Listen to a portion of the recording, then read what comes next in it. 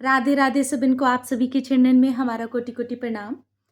तो जब बलराम जी को ये बात पता चलती है ना कि अधर्म से भीम ने दुर्योधन को मार दिया है, तो बलराम जी को बड़ा गुस्सा आता है, क्योंकि दोनों ही भीम और दुर्योधन बलराम जी के शिष्य हैं। गदा चलानी उन्होंने बलराम जी से सीखी थी।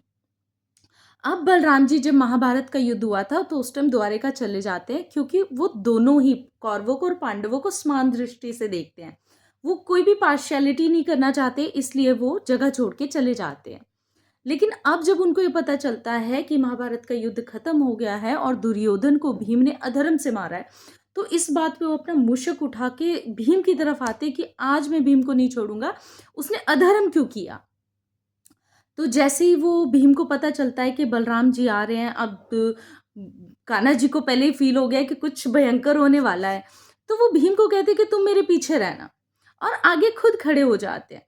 जब बलराम जी आते हैं तो उनको प्रणाम करते हैं और कहते हैं कि प्रभु बोलिए बड़े भैया।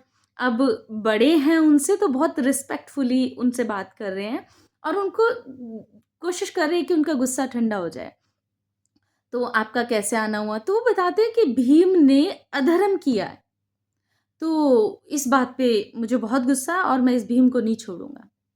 तो फिर कान्हा जी बोलते हैं बलराम जी से कि जिस दिन सभा में द्रौपदी का चीरहरण हुआ, उसके साथ इतना कुछ गलत हुआ, अगर उस वक़्त भी आप धर्म के लिए खड़े हुए होते, आपने अधर्म के खिलाफ आवाज़ उठाई होती उस सभा में, तो आज मैं भीम को खुद ही आपके हवाले कर देता। और मैं खुद ही भीम को इस बात के लिए कभी माफ़ नहीं करता, मैं खुद ही भीम से इस बात का हिसाब लेता कि वो अधर्म से दुर्योधन को कैसे मार सकता है।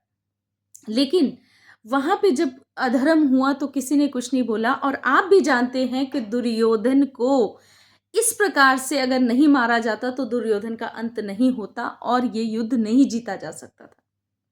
तो इसमें भीम की कोई गलती नहीं है, और वो फिर बलराम जी को समझाते हैं और बलराम जी कन्विंस हो जाते हैं। तो ऐसा है कि जब भी हमारे सामने कोई बहुत बड़ी विपदा आ रही होती है या बहुत बड़े-बड़े संकट भी आ रहे होते हैं ना, तो हम भगवान का जब नाम जप करते हैं, भगवान का ध्यान करते हैं, तो विपदा टलती नहीं है। विपदा तो चलो आनी ही है, लेकिन कैसे ना कैसे करके वो हम जब भगवान के भरोसे सब छोड़ देते हैं, तो अपने आप ही सँभाल लेते हैं चीज़ों को और बड़ी-बड़ी प्रॉब्लम्स ऐसे ही सॉल्व हो जाती है। जय जय श्री राधे।